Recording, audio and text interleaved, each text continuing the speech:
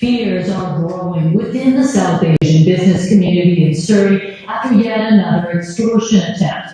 It's a major issue affecting business owners across the country. And while some jurisdictions have launched successful investigations, here in the Lower Mainland, charges have yet to be laid. Investigators tell us that what happened in this neighbourhood over the weekend is linked to what they're calling an extortion series targeting the South Asian neighbourhood. So here is what we know so far. It was around 3 a.m. on Saturday when shots were fired into a home around 88th Avenue and 192nd Street. We have spoken to a neighbour who was too scared to speak to us on camera, but tells us they heard between 7 to 10 shots ring out. It was the middle of the night, so it was incredibly loud. Police say they also found evidence of attempted arson on the property. Luckily, no one was hurt, but the following day, on Sunday, there was an extortion attempt.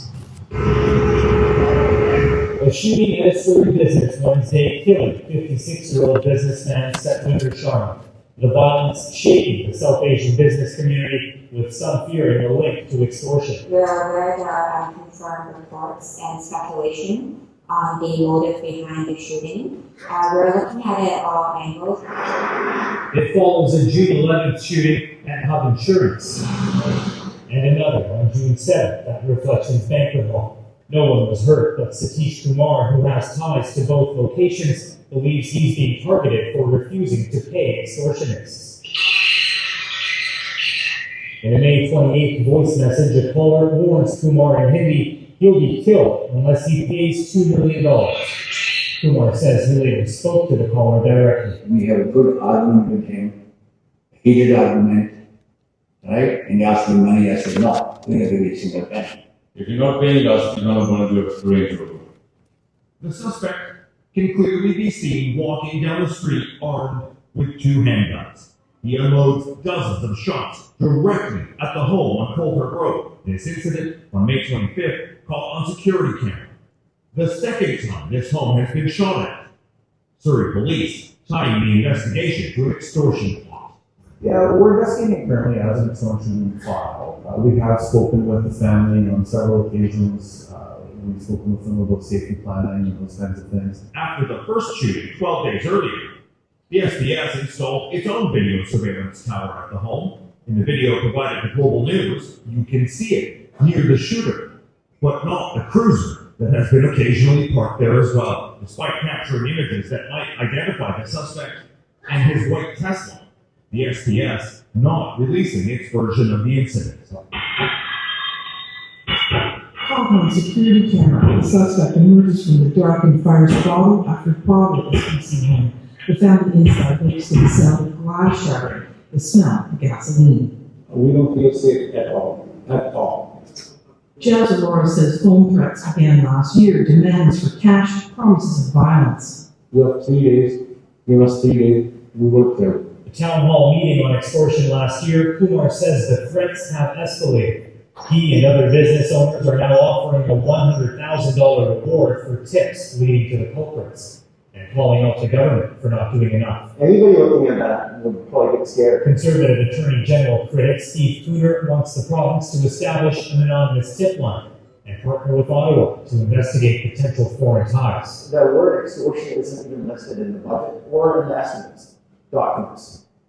So that's very concerning, because if it's not written in those documents, then how do you have resources to deal with this problem? The public safety minister says the province has more than $100 million allocated annually into specialized enforcement and intelligence programs targeting guns, gangs, and illicit drug activities. Month, an Ontario man was killed, allegedly part of an extortion plot. At this point, Surrey police not linking the two, but investigators are working closely with teams across the country trying to determine any connections. There's both regional task forces, there's national task forces. Detectives are talking to each other across the country every week, as are intelligence officers and analysts, trying to figure out whether or not there may be any connections at all. Whenever people needed his help, he was always there. Even where me, he was my hero. Gurleen Dana is devastated after her father, Harjeet Singh Dana, was murdered. He was a pillar to the community. and he always fought for justice and the people, whoever. On Wednesday, around the noon hour, her 51-year-old father was gunned down in a hail of bullets as he got out of his car in the parking lot outside his Mississauga trucking business. The family believes the murder is connected to an extortion call Gallo received in December 2023. They were cussing at him, and when they were cussing at him, they told him that they either want 500,000 or either they will kill him. What did he say? He said he will not get the money, and he said after he went to the cops. This is one example of dozens of extortion cases targeting South Asian businesses in several provinces. Serious enough, the RCMP formed a national team to support local investigations. No suspects have been identified, no arrests have been made. The Surrey Police Service asking for people to come forward. But there are people in the community who know who's behind this. There are people who know who the shooter probably is. And we need those people to come forward before someone gets They're really scared right now. And they're wondering, where is the action? Kumar is hosting another extortion forum this Sunday. My message to the public, don't be scared. Come forward. A call for unity and answers.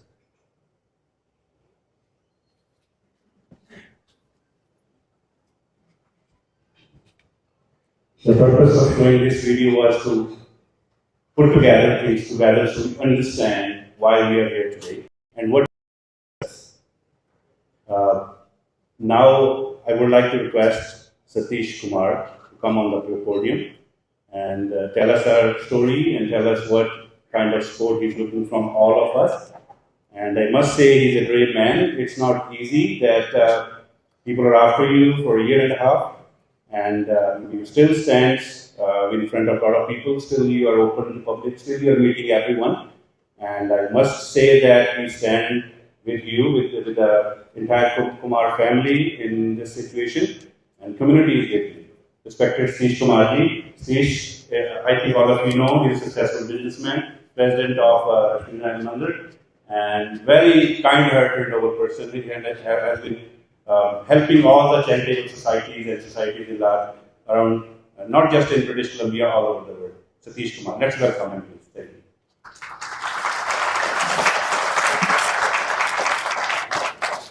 Thank you, Benji. First of all, I welcome everybody. For the short orders, everybody showed up. This shows, like the community are with us. And the leaders are with us, media with us, to how to face this extortion thing. And this thing with me, don't think this is it's happened, I'm the victim of this one. But never think about that. I'm doing for myself. I can pay money to these guys. Did of anything. They ask you $2 million, you can negotiate with these guys, and things will go away. They already did a damage to my property of almost $50,000. I'm facing that. I want to where the community shouldn't suffer. I know.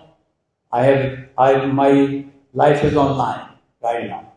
They threaten me. They kill me. They say they'll kill you. So, but I'm facing the consequences right now. My family is facing the consequences right now. I can tell you what happened with me. Some people in the community, they know like the media, actual media.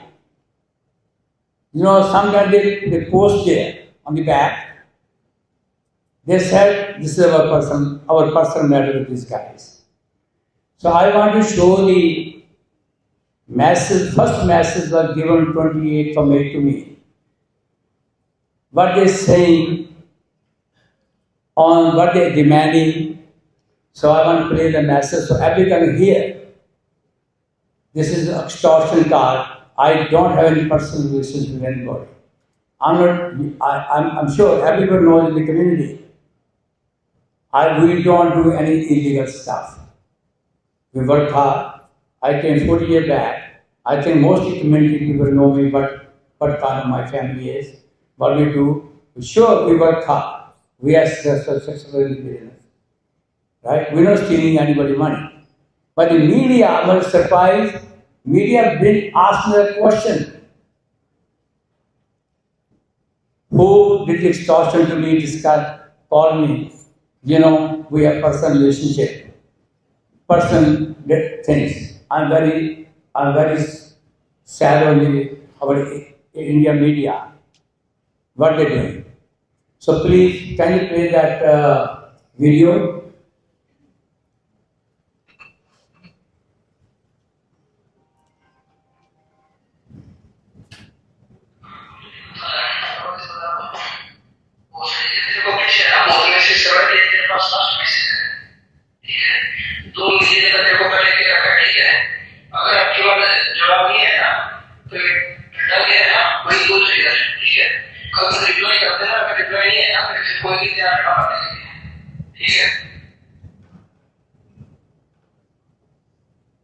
Then it will be second message left with me.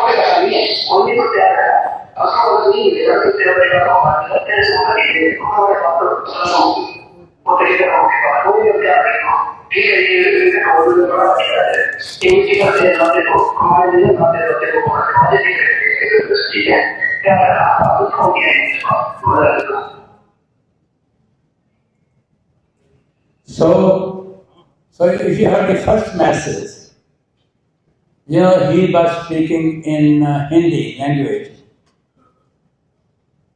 And he said, Bosidi. So to my language, get the language. Get a goal star. Because he, I don't know who become a name, last name. I usually his last name is Kumar.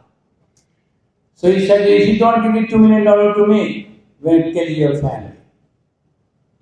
A second message he relayed, he thinking I'm a Gujarati. He said, kill one Gujarati, then 4% give money to us. So, and you know, he put a long message on that. I just shortcut that message. So, if you know, like I think he also put in his message there too, but you're gonna read after that. So this is the message I told him 28. I didn't pick up his call, but he left the message.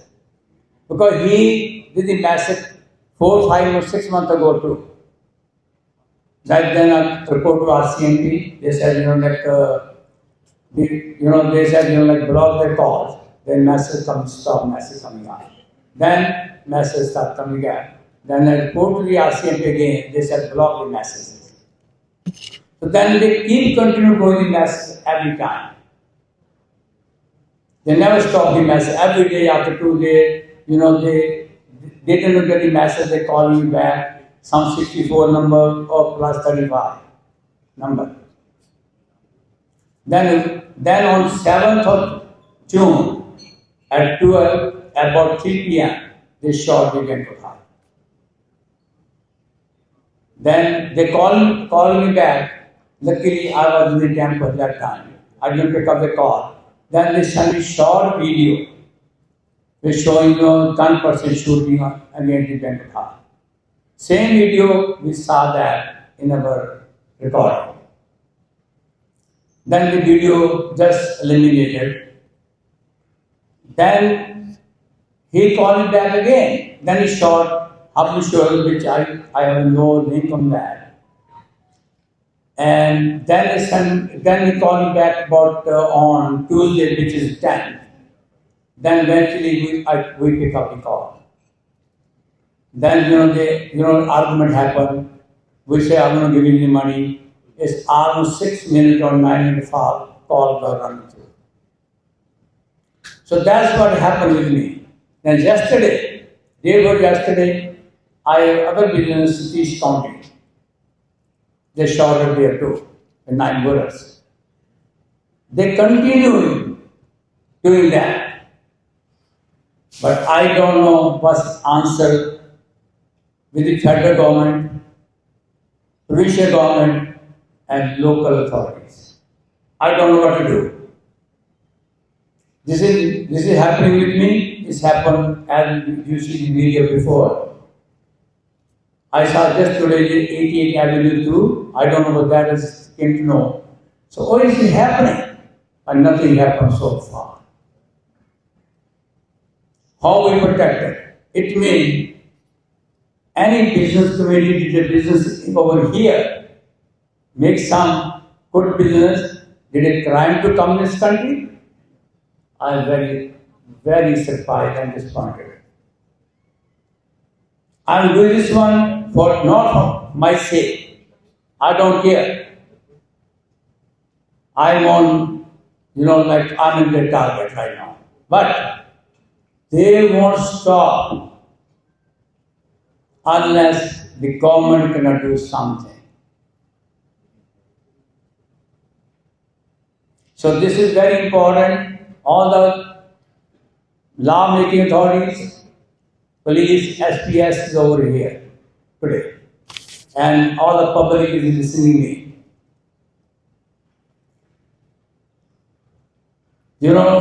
While I was sometimes thinking, I don't think the police can do anything, or SP or the government authority can do anything. So should make their own police, own authority to protect that. We have a big business community over here. I think they can afford it. Or because what authority we have? We are fighting stick against guns. If I have a gun, the police don't charge me right away. There is a gun law made passed by the federal government. For whom? Innocent people. Criminals, they don't need gun thing. They leave the gun, shot it, and leave. When we came to this Canada, we're thinking this is a very peaceful country and there is a very good life. This country is messed right now. Extortion everywhere. They pick up anybody. And secondly, I want to say, I'm sure, I don't blame anybody over here. So there is some people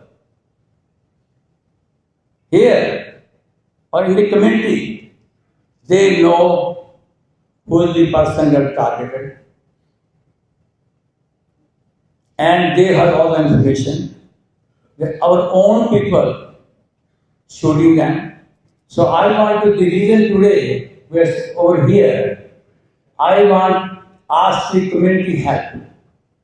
Please save other extortion call. But these guys, somewhere they live in your basement, somewhere they live. So help the police, help the SPS, help the RCMP. Try to keep open your eyes.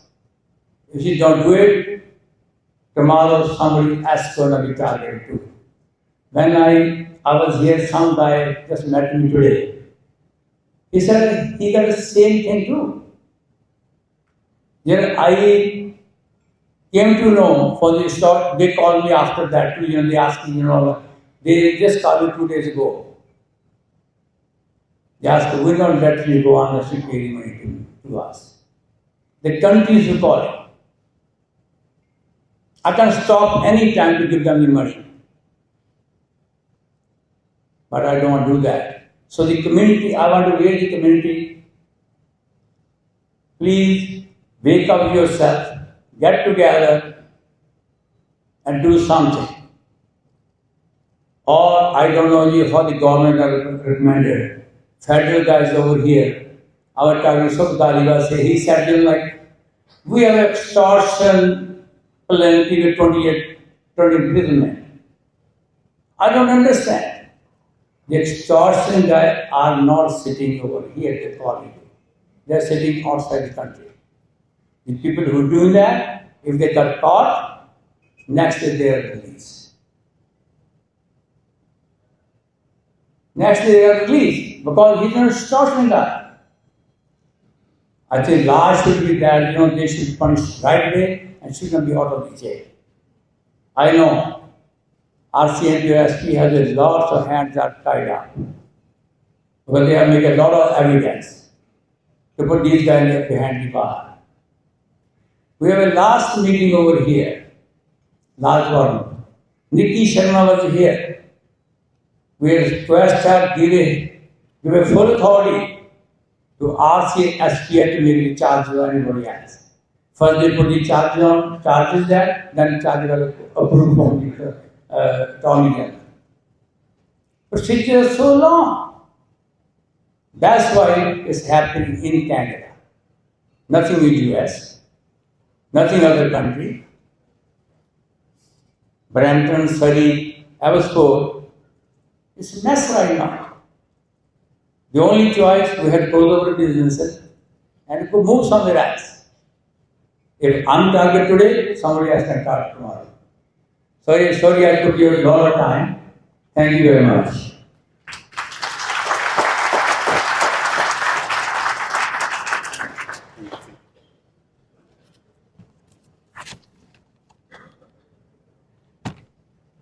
Thank you, CG. And as all of you have heard, to bring end to extortion and any other crime, I think the community partnership is very important. All of us, we need to look around wherever we live, wherever we work, what's going on. If there is any suspicious person, suspicious activity, I think now more than before you need to be more proactive and more active to participate what's going on around. Police forces or our leaders alone, they cannot do anything. We have to be part of that to solve the mystery that is going on. Before I invite our speakers on the stage, I will quickly go over that what we are expecting from our leaders, what kind of questions and answers we have. Quickly moving forward to our leadership, our questions are, few questions that I have. What is the investigation process going on? This could be to the police if there is any arrest or prosecution have made in the past year or so. Resources allocation, interagency relationship, cooperation, is it there or not? If there is, what the measures has been taken? What are the prevention measures has been taken? Provincially, I would like to ask, what are the policies has been made so far? Is there any policy change? Is there any funding allocated or provided? Is there any provincial task force out there? Any support system for the victims? Is there any? To our civic level, I would like to ask, is there any city initiative also regarding this or this kind of crime? Any business license? Does our consulars or staff go to the businesses, talks to them? We have so many Indian plazas where this stuff is happening. Is there anyone actively going, talking to people and getting their feedback and giving that feedback to mayor and other team members at the city hall?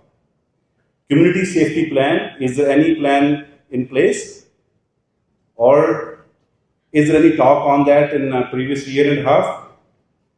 Similarly, I would like to ask the federal leaders also, at federal level, what kind of initiatives have been taken previously in a year and a half? Is there any funding allocated towards province or towards our law and order agencies? Does the federal even recognize extortion as a crime? Are they aware of this? How much they know about this? Because very little we have heard that federally there is a talk about this. Because this is mainly a South Asian, or I would say Indian, and even in Indian this is very much Punjabi issue that we have. The extortion callers are also, sounds like, from the North India part, and the victims are also kind of from North Indian part. they do live here. They are very established. And the calls are coming to the people, those are established, and they're out there for the community, and they're doing something for their community, and they have spent 10, 15, 20, 30, or 40 years in Canada to build themselves, and they are there because they have worked hard for that. So, talking about this, I would like to request our first speaker, though there is a time strain, so please keep your comments within a few minutes. I will request Honorable Member of Parliament Suk Dhaliwal from Surrey Newton, please come on the stage. And we also have Gurvak Saini ji, Member of Parliament, and Ranjit Rai, Member of Parliament, was here earlier. I think he has to go, he might be around.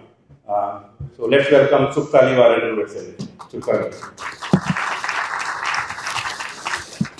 Good afternoon, thank you, Vinay. First of all, I want to thank Mr. Satish Kumar for his bravery and putting us together here. And not only him, in fact, all of you that has come out today. I also want to thank RCMP and Surrey Police for being here, that you are the first responders. When it comes to Satish, I'm in constant touch with him. The very first day when I heard that there is a shooting on his business here, I called him and I coordinated a call between him and the Secretary of State responsible for crime. And second day, when another incident happened, again, I had the conversation with Minister responsible, and I coordinated a call between Mr. Satish Kumar and the Minister. In fact, she was invited, because of the short notice, she could not make it here, but she wrote a letter which has been transmitted to Mr. Satish Kumar, explaining her stance. And she had promised that she will come here in July, will have a single town hall. And I'm also very thankful that Jensen, MP from here, whose riding we are sitting in, is here with us as well. This is not a partisan issue. All orders of the government, irrespective of what our political stripes are, we got to work together. This is not just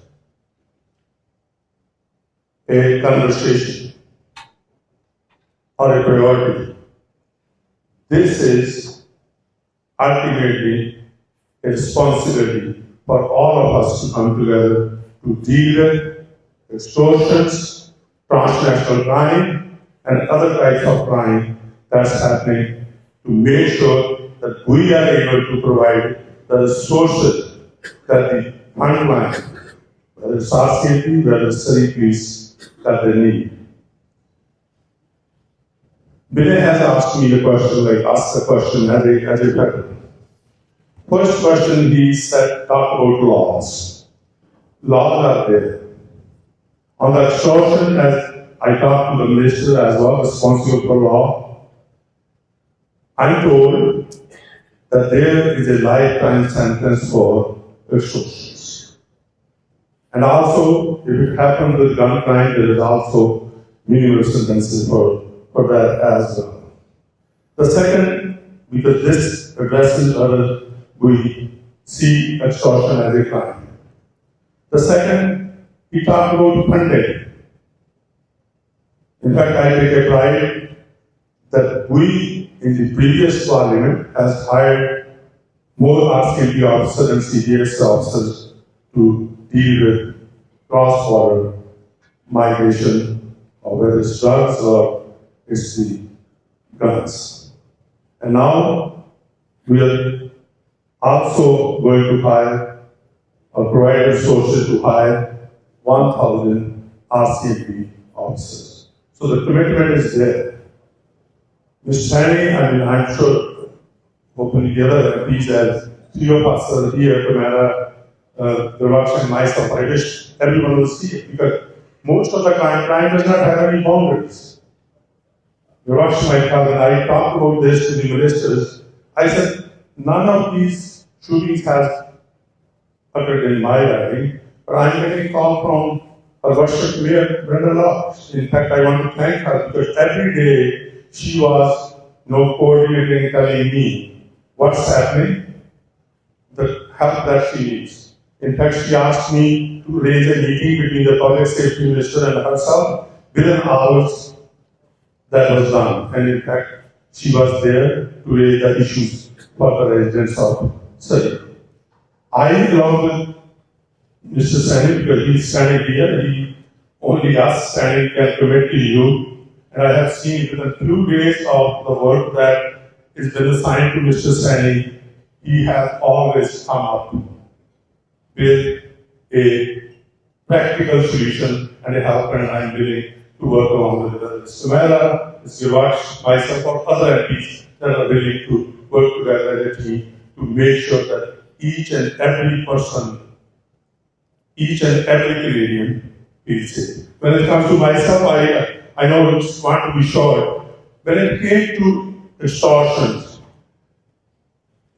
transnational crime, foreign interference, those are the issues that I was because you hardly get a spot. American can witness that you are in those lines that you will be able to present a private member's bill. The only bill that I presented in the last parliament was to deal with these type of crimes. That was M112, which was unanimously passed with the support of every party.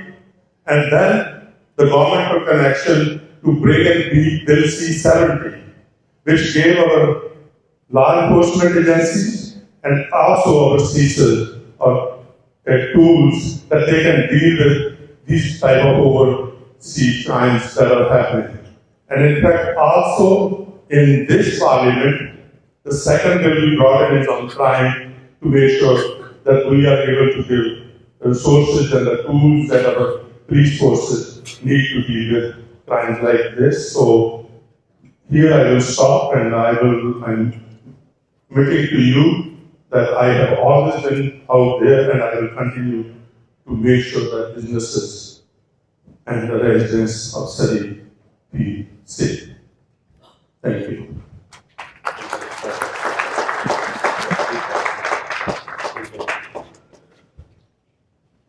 Thank you, Respected Member of Parliament Suk Dhaliwal from Surrey Newton. Now I would like to request our Member of Parliament from Langley Cloverdale, Mr. Mera Jensen, to come over here and say a few words. Keep it within the time limit, please. Thank you.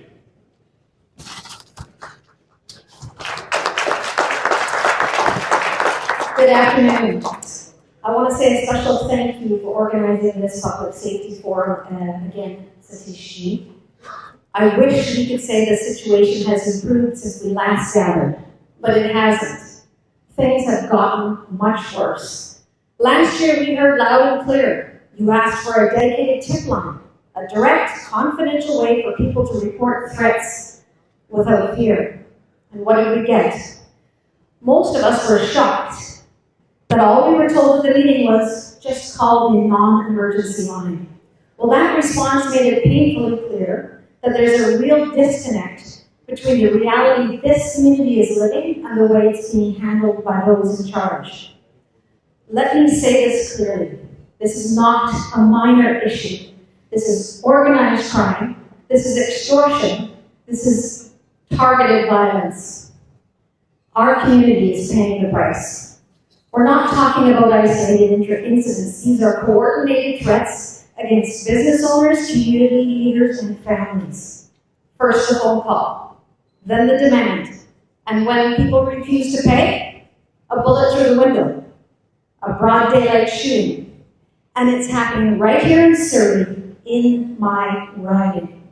Now, what I'm hearing from people is that they're living in fear. They go straight from home to work and back home again. They're afraid to gather, go to restaurants, and even to speak out. Here's the hard truth. Trust is in short supply. People are afraid to come forward because they don't believe they'll be protected. And if someone finally builds up the courage to report a threat, they're told to call the same number used to report a stolen bike or a noise complaint. That's not just dismissive, it's dangerous. When victims feel unheard, they stop coming forward. And when that happens, the criminal wins. That's why a designated line wasn't just a suggestion, and it was a necessity. And quite frankly, it was the bare minimum. Now, let's be honest. The Liberal government has had every tool at its disposal to fix this. But instead of targeting gang violence, they've poured $350 million into gun buybacks from licensed, law-abiding gun owners, while putting only $80 million into tackling actual gang crime. At the same time, they've ushered in the most unsustainable immigration levels in our country, so that the system is so overwhelmed that proper vetting has fallen through the cracks. That's negligence. And now, bad actors are exploiting those gaps to terrorize communities like ours. And the bail laws? These criminals don't fear getting caught, because even if they are, they're back on the street in hours. It's catch, release, repeat. And everyone here knows it. So no, this isn't just a public safety emergency. It's a failure of leadership. The safety of the people of Surrey is my top priority. You put your trust in me to fight for you, and that's exactly why I'm here. Speaking plainly about the problem, without spin or sugarcoating, because that's what this moment demands. We needed a dedicated tip line. We need serious gang enforcement. We need immigration policies that protect Canadians first. And we need a government that stops coddling criminals and starts defending citizens. The people of Surrey, our community, deserve to feel safe again. They deserve leadership that puts their security first. It's hard to believe, but some of my constituents are now asking, if the police can't protect us, shouldn't the law at least allow us to protect ourselves? That question should shake every decision maker in this country. This is not the Canada I grew up in, where families lived without fear and communities stood strong without having to look over their shoulders. What's needed now is action, real action, not more words, not more spin, but real protection. And you can count on me to bring this issue to Ottawa on your behalf. If Satish Ji has the courage to speak out, then we all need to follow his example. Thank you.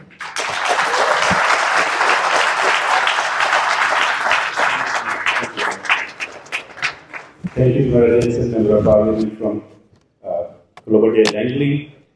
As I'm trying to expedite this, I'm requesting our own Minister of Public Safety and Solicitor General Gary Begg, MLA from Surrey Guildford, please come on the stage. We also have in presence Minister Jagru Parad, MLA Amna Shah, MLA Jesse Sunar. We welcome you all here. Thank you.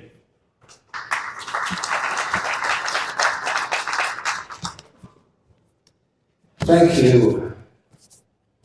And hi everyone. It's good to see you all today. Thank you for being here. It's an important day for all of Surrey.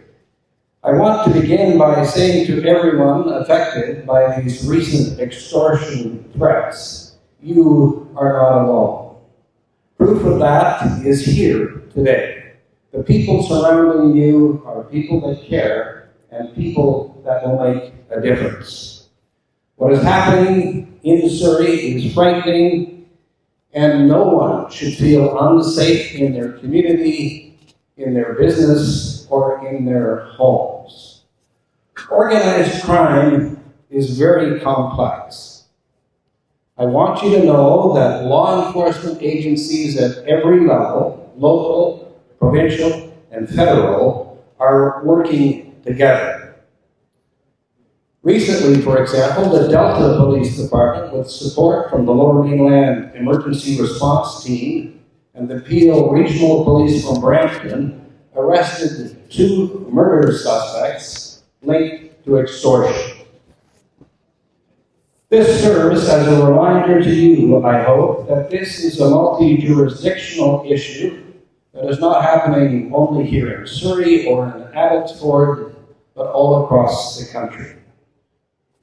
We in government understand and recognize the fear and frustration that these events are having on this community, and I'm here today to say that our government is standing with you.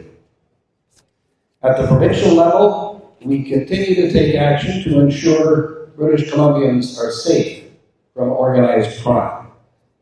More than $100 million is invested annually to support specialized enforcement and intelligence programs targeting guns, gangs, and illicit activities.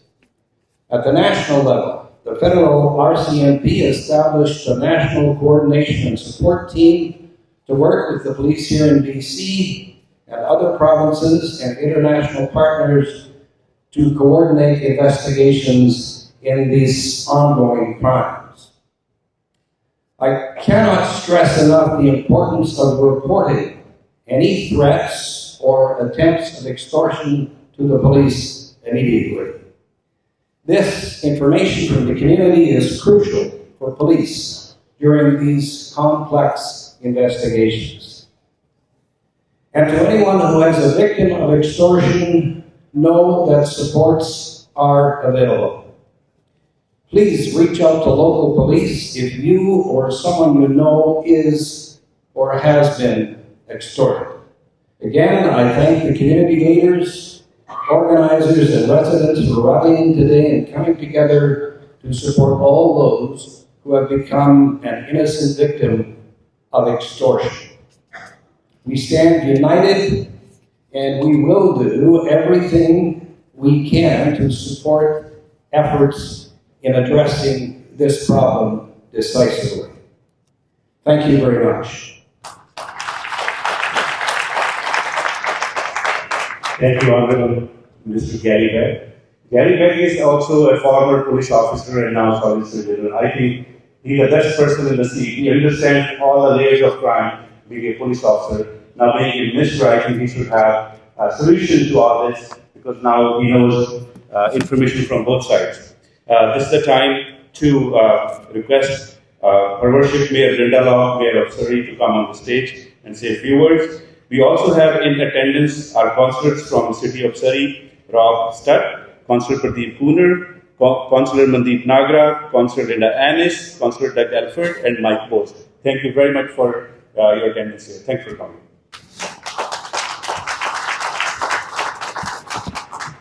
Thank you, Benny. Well, good afternoon, friends and neighbors and everyone in this room. It is unfortunate that we have to gather together on what is Father's Day, a time when we should be celebrating with our families. But this is truly a critical time for us, for our city, and so I am truly heartened to see that you all took the time to be here today on short notice and in unity with one another.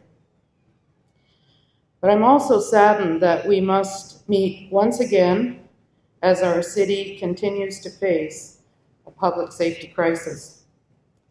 It is not the first time since I've been the mayor that we have gathered as residents demanding better public safety. It's not the second time, it's not the third time. In fact, this is the fourth time in less than just 3 years. And I know many residents are feeling unsafe in our city today, and I know that because I'm hearing from you. Some of you who are in this room. Today, Vinny asked the question, but the answer is yes. The city, and me specifically, are meeting regularly with people, with businesses in our community.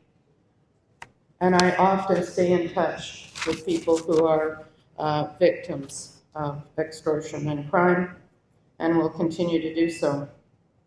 But unfortunately, not everyone is reporting these incidents, and we have to ask ourselves, we all have to ask ourselves, why? The police have to ask themselves why, and the provincial and federal leaders must ask themselves, Why? Why are Canadian citizens willing to pay, and why are they willing to flee their homes? They're leaving sometimes this province or even this country to find peace.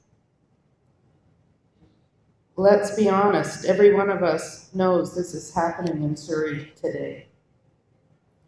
And I want to tell you, and this is very specifically in a direct message to the province, and it is a direct message, quite frankly, to the Premier and to you, Minister Begg. Policing in Surrey is at risk today. It is not an experiment in Surrey. I understand. I do not direct policing in my city. But I must tell you, and you must understand, that we are not getting the kind of service and attention that we need in order to keep our citizens safe. Not just from the Surrey Police Service and not just from E Division of the RCMP, but from the entire nation.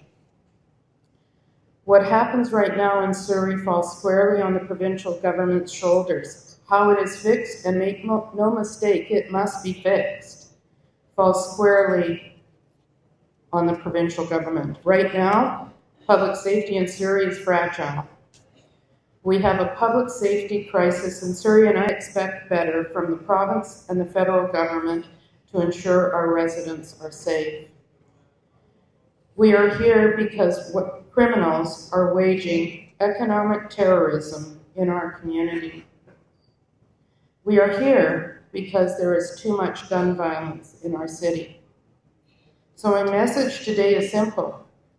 Surrey will not stand for it. And every order of government must understand the threat to our city and act now. Extortion is not just a property crime, it is a violent coercion designed to paralyze people in fear. And in recent weeks, we have seen threats delivered at gunpoint and a brazen daylight murder, followed by the perpetrators boasting online. This is terrorism on our streets, and it must be met with the full force of Canadian law. So please, if you receive an extortion demand, report it to the police immediately. Preserve every message as you can, every call log, every video clip, and if you know something, say something.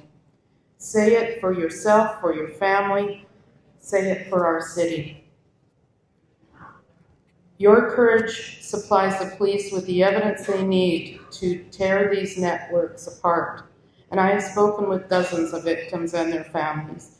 I have pressed for around-the-clock police surveillance at their hotspots, and I have demanded that every incident be treated as organized crime, not property damage. But municipal authority has its limits. So to address the crisis, I have engaged directly with senior officials at both the federal and provincial levels. And just 2 weeks ago, I met with Canada's Public Safety Minister as well as Senator Dillon in Ottawa to emphasize the severity of the problem and to urge for stronger federal supports.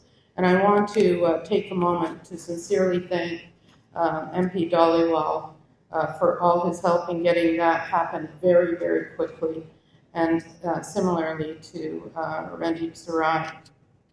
I've spoken with the BC's Public Safety Minister, Gary Begg, on a number of occasions, Attorney General Nikki Sharma, and connected with all of the Surrey MPs that I can.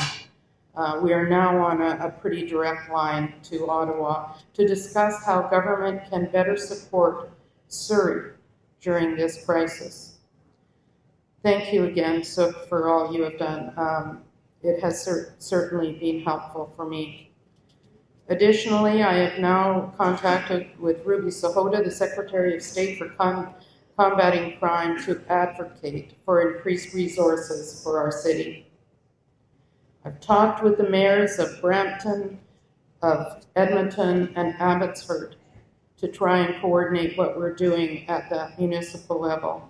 And just this past Friday, I delivered a letter to Prime Minister Carney outlining 3 immediate steps that we need to see. Real-time intelligent fusion, a single national dashboard that flags extortion incidents within hours, not within weeks, within hours. Special operations funding, an expanded RCMP inset team permanently based in Surrey, plus emergency federal grants for municipal police overtime until arrests are made. Victim supports guarantees 24-hour protection details and financial loss compensation for families who come forward. Now, I'm adding a 4th ask. A joint provincial federal task force to audit the impact of Surrey's police transition on organized crime activity with the authority to redirect resources on the spot immediately. Surrey is going through the largest police transition in North America's history. The province of British Columbia must do its part to remove any bureaucratic barriers and to expedite this transition and to ensure our residents are protected every step of the way. So to Premier Eby, Minister Begg, and Attorney General Sharma, you asked Surrey to bear the weight of a major police transition, and Surrey is playing its part in supporting it. But you must also do your part in ensuring that there is no public safety gaps. Provide the integrated teams, legislative tools, and emergency funding required. Or explain to British Columbians, especially to those of us in Surrey, why you will not. The federal government controls the levers of border security, extradition, and national security intelligence. Ottawa's response to date has been measured. What we require is immediate and decisive. Prime Minister Carney and Minister of Public Safety, the men ordering these crimes behind foreign phone numbers and encrypted apps, but their violence spills on to Canadian sidewalks. We need federal prosecutors, cybercrime analysis, and fast-tracking extradition warrants this month, now, not in a next fiscal year. Surrey has faced adversity before, and we've emerged stronger for it. We've refused to be intimidated, refused to let criminals dictate how we live or work or worship. With your vigilance and decisive support, we demand from senior governments, we will drive these economic terrorists out of our city. I will not rest, and I know none of you will ever rest until every family can open up their shop and send their children to school and walk their streets and live in their homes without fear. Surrey's spirit is just simply unbreakable. And that's why all of you are here today. So I want to thank you for your resolve. Thank you for standing together. Thank you very much, Satish and Vinny. Thank you all for being here.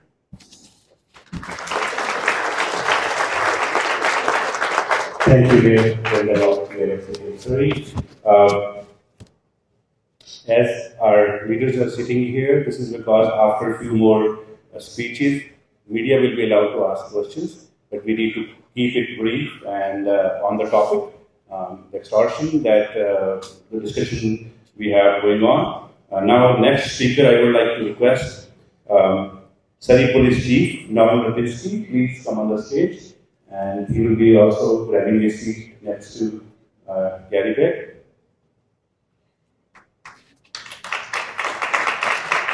And may I request our volunteer to go around with the media and please take a name whoever wants to ask questions. Thank you.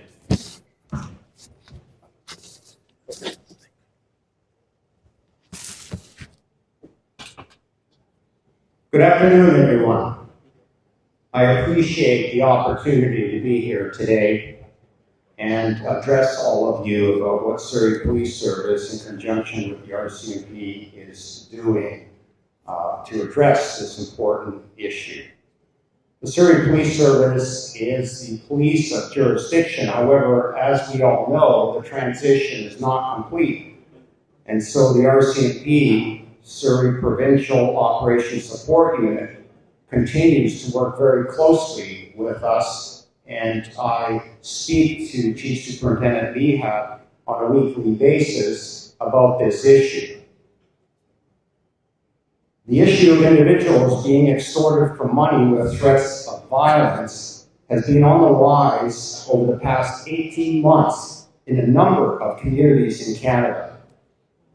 In Surrey, over the past 6 months, there have been 10 reports of extortion. I also recognize there are more incidents that have gone unreported. It is my hope that through today's forum, we can encourage more individuals to report these crimes. And as a community, together, we can show strength. With SPS and the RCMP shared responsibility for files in Surrey, we are actively working together in a very comprehensive and coordinated fashion. Intelligence is shared and all investigative avenues are pursued. Investigators from both Surrey and the RCMP are also working closely with the victims of these crimes to provide support and to provide updates. It's important to note that we are also meeting regularly with other police agencies who have similar investigations. And we are in contact with the RCMP National Coordination and Support Team, which is providing national coordination and tools to help advance these investigations. Additionally, the Surrey Police Service has stood up recently its own extortion investigation team. This team will allow SPS to respond to local residents, local incidents with investigative expertise, both in major crimes, in language translation, and other investigative specialties. It's important for everyone here to understand that just because you don't see overt activity on these files doesn't mean the work is not happening in the background. As has been mentioned, these are complex investigations, many of which go beyond the borders of this city. The techniques we use are very deliberate, they're measured, and often they have to be very quiet. We cannot risk compromising the leads we have through frequent public disclosure of what we are doing. It is also critically important that residents and business owners report these incidents to the police. Every report provides new information and linkages that are extremely valuable. We encourage people to report suspicious activity, not just extortions, but suspicious activity around homes and businesses. If you have any information that could be related to any extortion attempt or violence, please contact the Surrey Police Service, the RCMP, or you can remain anonymous by contacting Crime Stoppers. Finally, collectively, we need to support the victims. I feel for those subjected to these serious crimes. It's important that all of us support them through this. Both the RCMP and Surrey Police Service have victim services units that can assist, and we also provide safety planning. Once again, I thank you for coming here today. The Surrey Police Service stands united with the RCMP and our other law enforcement partners from across Canada. We are committed to holding people accountable for these serious crimes. Thank you.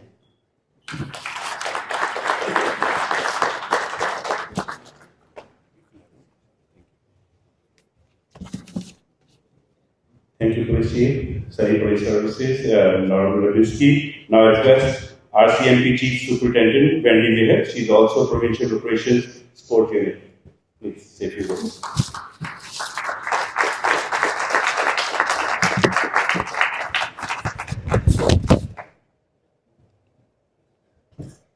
Thank you, Chief Lipinski, and also thank you, Vinay. Good afternoon, and thank you to the members of our community who have put on this event and for your involvement in spreading awareness for a recent series of extortion crimes impacting the South Asian community here in Surrey. So I am the officer in charge of the Surrey Provincial Operations Unit, formerly known as the Surrey RCMP. Our role in the city is decommissioning the Surrey RCMP, but also being in support of the Surrey Police Service and their daily police operations. Over the past year, there have been several reported extortion attempts, and there has been a resurgence in the past few months with an influx of these types of files that we are seeing in the city. Individuals and business owners have been contacted by text, phone and group chat messages where demands for money have been made or threats of violence.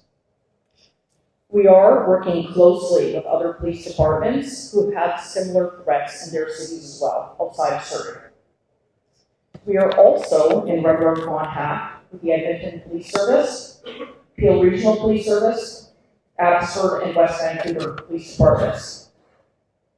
The RCMP has also stood up a national coordination and support team in place, which is monitoring all the extortion series and providing investigational guidance and support to both RCMP detachments, but also BC Police municipal agencies. So, the extensive information sharing and intelligence is being utilized throughout our law enforcement network and to advance these investigations. It's really important for everyone to know here that each report that we receive is regarded as an independent investigation, and they are reviewed and evaluated for connections, similarities to other investigations, as well as connections to potential organized crime groups. All of the investigations to date have really greatly benefited from the cooperation we are beginning to see from our victims and our business owners. We are, however, still concerned that there might be individuals out there who have not come forward to report their situations to the police. This also may include people in areas where they have already possibly reported these crimes to other communities or amongst each other, but not to the police. So currently, the Surrey RCMP has carried 4 of 10 recent extortion files within this past few years. The RCMP remains fully committed to investigating the reports of these extortions in collaboration with the Surrey Police Service. We are here supporting the Surrey Police Service, like I mentioned earlier, with extortion cases, but also extortion-related cases, shootings. In addition to what Chief Lipinski has mentioned about an extortion team being set up with his own police department, the Surrey Police Service will also has joined us with the BC RCMP in taking part of a coordinated investigative team to help solve the most recent extortion cases in Surrey. I'm not in a position today to speak to the specific details of these ongoing investigations, and neither will Chief Lipinski, because these investigations are still progressing, and releasing these details could potentially jeopardize our recent police files, but they are under active investigation.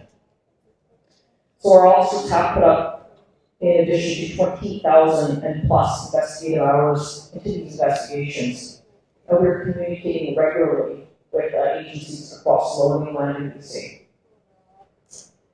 At this time, I cannot confirm if these threats are linked to any one organized crime group. However, I encourage you all to come forward and share any information you have with the police to help us in our investigations. We do need your support as a community. I just want to share a few safety tips as well with community members. I encourage anyone who's been a victim of an extortion to reach out to the police immediately. If you are the target of an extortion, do not attempt to engage the suspects or do not send any money, and instead contact your police immediately. We discourage anyone from complying with the demands and ask once again that they contact their local police immediately. Holding those accountable is extremely important. And we are here to support those valuable members of our community. So please, once again, do not comply with these extortion demands. And please follow any safety plans that have been provided to you by either the Surrey Police Service or the RCMP. And lastly, just a few words in Punjabi. इस extortion files बड़े serious ਹਨ ਤਾਂ community ਦੀ support ਤੋਂ ਬਗੈਰ ਸਾਡੀ job ਕਰਨੀ ਬੜੀ ਮੁਸ਼ਕਲ ਹੋ ਜਾਂਦੀ ਹੈ। ਕਈ businessmen ਇੱਥੇ ਪੈਸੇ ਦੇ ਚੁੱਕੇ ਹਨ। ਸਾਡੇ ਵੱਲੋਂ ਇੱਕ request ਹੈਗੀ ਹੈ, ਜੇ ਤੁਸੀਂ extortion ਦੀ victim ਹੈਗੇ ਹੋ, ਜੇ ਤੁਸੀਂ ਪੈਸੇ ਵੀ ਦੇ ਚੁੱਕੇ ਹੋ, ਪੁਲਿਸ ਨੂੰ ਜ਼ਰੂਰ ਫੋਨ ਕਰਿਓ। Again, ਜੇ ਤੁਹਾਨੂੰ extortion ਦੇ phone calls ਆ ਰਹੇ ਹਨ ਜਾਂ text message ਆ ਰਹੇ ਹਨ, ਤੁਸੀਂ respond ਨਾ ਕਰੋ। ਜੇ ਤੁਸੀਂ phone number ਨਹੀਂ recognize ਕਰਦੇ, please ਨਾ phone ਚੱਕੋ। ਤਾਂ ਤੁਸੀਂ ਆਪਣੇ safety plan ਨੂੰ ਵੀ follow ਕਰੋ। ਤੁਸੀਂ ਕਿਰਪਾ ਕਰਕੇ police ਨੂੰ phone ਕਰੋ। ਜੇ ਤੁਸੀਂ police ਨੂੰ phone ਕਰਨ ਨੂੰ comfortable ਨਹੀਂ, ਤੁਸੀਂ crime stoppers ਨੂੰ ਵੀ phone ਕਰ ਸਕਦੇ ਹੋ। Thank you, ਸਤਿ ਸ਼੍ਰੀ ਅਕਾਲ।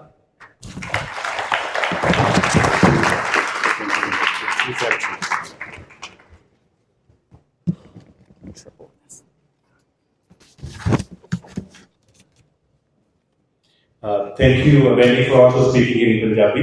I think English ਸਾਰੇ ਸਮਝ ਲੈਂਦੇ ਆ, ਪਰ ਜਿਨ੍ਹਾਂ ਨੂੰ ਥੋੜਾ ਸਿੱਖਾ ਪੰਜਾਬੀ ਦੇ ਵਿੱਚ ਪਤਾ ਲੱਗ ਗਿਆ ਹੋਇਆ, Wendy just said ਕਿ ਤੁਹਾਨੂੰ ਜੇ ਕੋਈ ਵੀ ਕਾਲ ਆਉਂਦੀ ਹੈ ਪੁਲਿਸ ਨੂੰ ਜ਼ਰੂਰ ਦੱਸੋ, ਚਾਹੇ ਐਕਸਟੋਰਸ਼ਨ ਦੇ ਚੁੱਕੇ ਆ ਜਾਂ ਕਾਲ ਆ ਰਹੀ ਹੈ ਜਾਂ ਮੈਸੇਜ ਆ ਰਿਹਾ।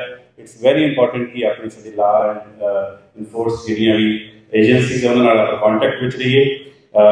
I have one more speaker, and I also want to recognize Mayor of Langley, Honorable Eric Woodward. He is here. Thank you very much for taking the time and being part of this important conversation.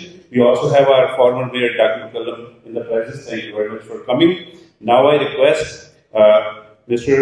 John Rustad, Leader of Opposition of BC Legislation, and along with him we have MLAs Linda Hepler, MLA Eleanor Tako, MLA Brian Chappell, her MLA Herman Bangu, MLA Steve Cooner, and MLA Suk Dhaliwal. Thank you very much for taking the time and being part of this important conversation. After John's speech, we'll move to our next agenda, which is a question and answers from the media. So let's get ready and let's proceed. Thank you, John. Thank you, Gary, and I'll try to keep my comments short. I want to start, first of all, by thanking Satish and the organizers, particularly Satish for being brave to come out and talk about this. I want to thank everybody else that's come forward as well in terms of raising these issues of extortion. I also want to start by thanking the Surrey Police Force and the RCMP. I know that there's frustrations, and I know they're trying to do the best they can in terms of this, and it's much appreciated in terms of the work that they are doing around this. We have a problem in our society. Obviously, extortion and what is happening here is very serious, but it's a series of things I think that are building up. Whether it's somebody who just goes in and takes food off the shelf of a convenience store, or whether somebody steals a car. The challenge we have today is our jails are virtually empty, and people won't see consequences for crime. And it's not the police's fault. They do everything they can, but our system is letting them down. Our system is letting all of us down. Whether it's the small crime that is making it so difficult for business, or whether it is the more serious crimes and the extortion and attempted murder and murders that are going on. There has to be consequences to be able to curb these actions. People need to know if you do something that is breaking the law, there are consequences for doing that. So there needs to be changes. About 2.5 years ago, I met with a group of about 50 business people talking about extortion, and we talked about some ideas to try to solve it. And a year and a half ago, we did the first gathering here and talked about these, and there was lots of promises made around what needs to change. And unfortunately, here we are now a year and a half later, and we're still talking about these same issues. And I know it takes time for the investigations. I know the police are doing everything they can. But there's so much more that we need to do. And I just want to say that we've reached out, we've had members of our team reach out to our Solicitor General. We've had our critic sent a letter to the Attorney General. We're doing what we can to try to push government on this. We're raising the issues in the question period as well. But I want to say it's a commitment for being in opposition that this should not be partisan. We're prepared to work with government to put whatever resources are in place to make sure that we can keep people safe, make sure that we can see the changes that are needed to be done to get people off our streets, so that we can stop it both in small crime all the way through. Because if the police are all running around busy with all of these smaller crimes and things, it takes time away from them to be able to deal with all of the more serious issues. So it's a system of things that need changing throughout our society. And I can say as the Conservative Party, and I know our whole team, we're dedicated to doing everything we can to make sure that people can feel safe. So here we are on Father's Day today, and I hope you have come out because of the seriousness of this issue. And I thank you for being here and being part of this, and being part of how serious this is. But for anybody who is a parent, they just want to see the best for their children. And for the children, the grandchildren, they want to see their parents or grandparents being able to be safe and living in our society. That's who we should be as Canadians and British Columbians. We should be able to have that sort of safe society. We should be seeing this kind of crime continually grow and expand at all levels. So we are committed once again to doing everything we can to advocating for the changes that are needed so that people can feel safe.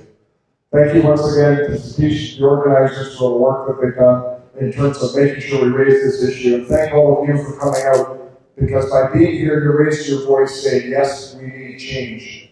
We need to see action. And like I say, that's what we're committed to delivering. Thank you. Thank you, John. Thank you very much for taking the time and being part of the community to address this very important issue. Now we're going to quickly move on to question answer session. The first question I will request Red FM representative to ask. We have our volunteers with mic. Please go ahead. And wherever you are, address. Please address your question to the person that you want answers from. So basically, just say this question is to this person. And please ask. Thank you. Hello. Gary Begg from Red FM. My question is to Surrey Police Chief. There is a growing perception within the South Asian community that they are being infected. That if this had happened to another community, the response would have been different. How do you ensure them their safety, and what steps will you take to break this type of perception? Oh, sorry.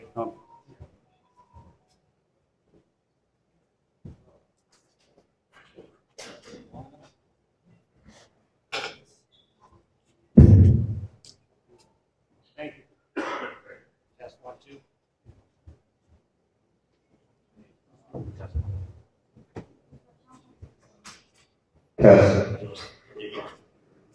Thank you very much for that question. And the Surrey Police Service became the police jurisdiction last November.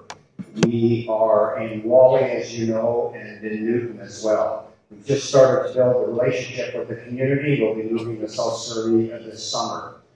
Chief Superintendent Meehat and I are discussing plans moving forward to connect with the community. A couple of things. Number one is that these investigations are very well resourced at the present time. The resourcing demands elevate depending on the complexity and also on how many files we get. We are working together on a weekly basis to follow up all the leads. But we have to get the community, and we're seeing more and more reporting happening, but we have to get that information from the community. And that's why I said in my remarks, even if there's a suspicious vehicle around your business, around your home, it's important that you report that because it may tie into a file. We will continue to reach out, especially to businesses, to ensure that there's a clear communication back and forth. And we work closely in order to build up that trust so we can continue to follow the leads wherever it may lead. And some of these are across Canada, and some of these leads go outside of Canada. Thank you. The next question, I believe the CBC representative we have, I think, Shara.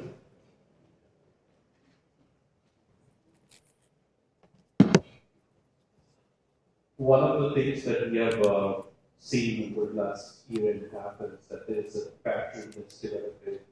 People are extorting, getting extorted, and the perpetrators are doing that act, but then they go on social media and claim responsibility for it. What is it that you're hoping? What is that's going to stop this pattern? What are some of the goals that you hope to achieve that will stop this from happening again and again? Thank you for that question. So first of all, we live in a society where there is free speech under the Constitution. And so we've all seen the rhetoric on social media, a variety of topics. Know that the police monitor and look at after there's an incident on social media to see if there's any investigative leads that can be gleaned from some of the postings there. It's very difficult, but we are very much on it and watching that. But in order to curtail that kind of activity is very difficult because of the Constitution, as we know here in Canada, and free speech laws. Next question is from Connect FM, Parvez.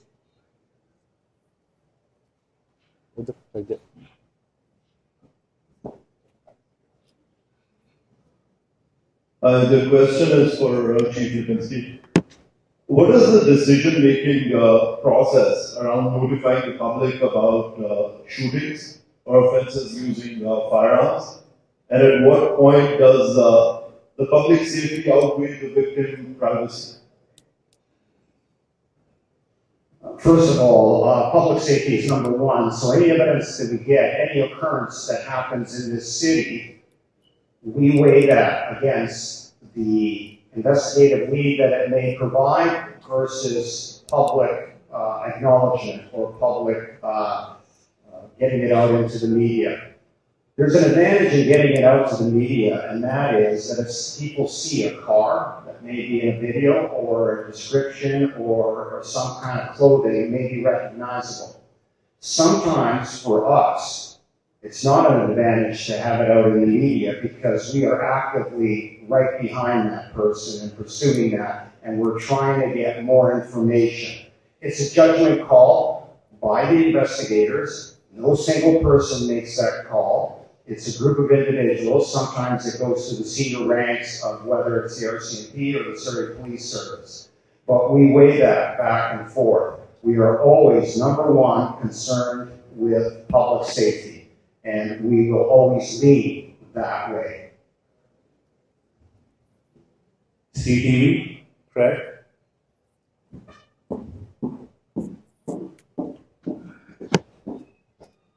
Thank you. And this question is for Minister Begg.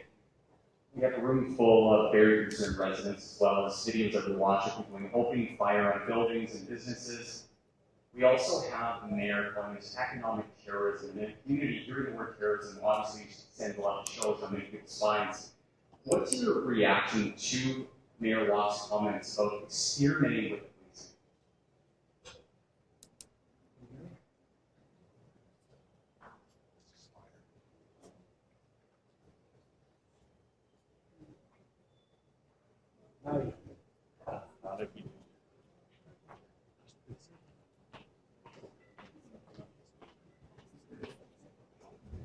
Okay.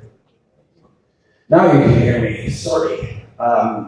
It's important always that we address the fear that the public is expressing. And the mayor, I think, said it eloquently. There is great concern in the community, and part of that is represented by the people who turned out here today. I acknowledge that. I acknowledge that the community is afraid. There is fear. It is our job to reassure the public that the job is being done as we speak. The Chief of Police mentioned that in the background, while we're here today, all kinds of investigative work is being done. I, of course, rely on the police to do their job, and I'm confident that every day the Surrey Police Service and the RCMP here are doing just that. They're doing what they should be doing, and we commend them for that. Can you give an update on the arrests? I know there's been hangings in the last 6 months, but any arrests, and do we know if these are locals, these are... I think the chief, either of the chiefs may be in a better position to answer that.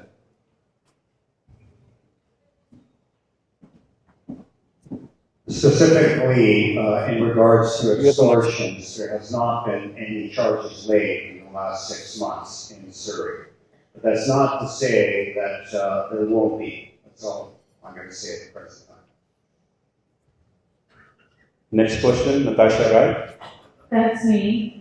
I just wanted to start with a quick comment. I was born and raised in this community. I'm 42 now, I don't live here anymore, but there's definitely been a deterioration, and I don't feel like this is where I would bring my family back to live, and there's a reason for that, so I just wanted to make that statement. I spend a lot of time on the downtown east side, and I actually feel safer there than I do in Surrey. But my main question is, I think the RCMP representative talked about underreporting. Do you have any metrics on how many extortion threats are going unreported? And are there any plans to make a safer way for immigrant communities to feel like they can report? Because there's obviously a reason for underreporting. Absolutely. I don't have specific statistics about those crimes that have been unreported. We learn those issues once we are conducting our investigations, and then we learn that there may have been reporting that's delayed or underreporting. So, like I mentioned earlier, we do have some cases that are under active investigation, so I don't want to speak to that because I don't want to jeopardize any of these investigations. That being said, I know with Chief Lipinski, the Surrey Police Service social media, they will be going out obviously to remind people to ensure that you're reporting this. I think even today, when I brought this up, it's basically a message to the community in both English and Punjabi to make sure that do not delay, report, and do it right away. And also not to comply with those demands. Thank you. Next question, J. Minhas, founding member of Guru Food Bank. Mr. Minhas.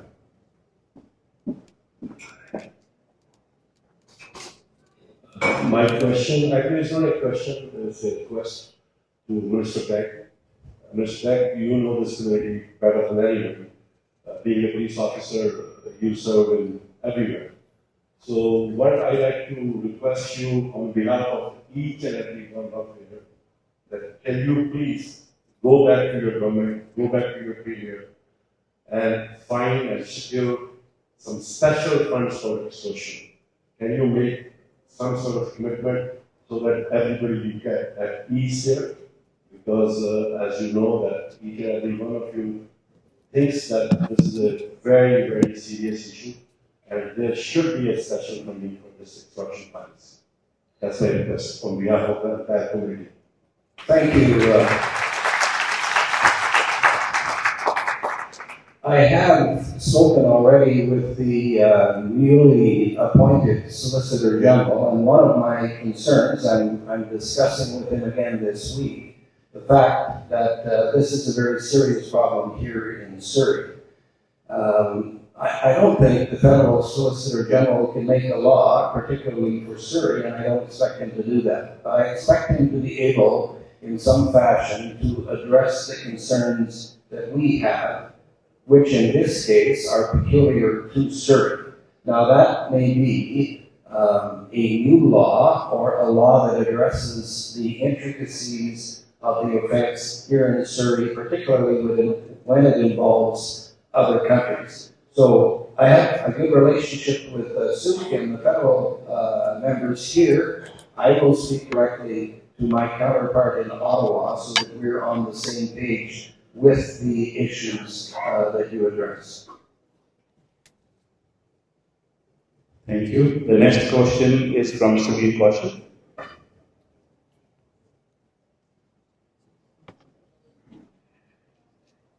Thank you so much. And we have all the dignitaries on the podium. And my question is not specific to a particular dignitary, but whoever feels that they are competent enough to give the answer. Is there anyone whom we can hold responsible for not providing us the safe streets?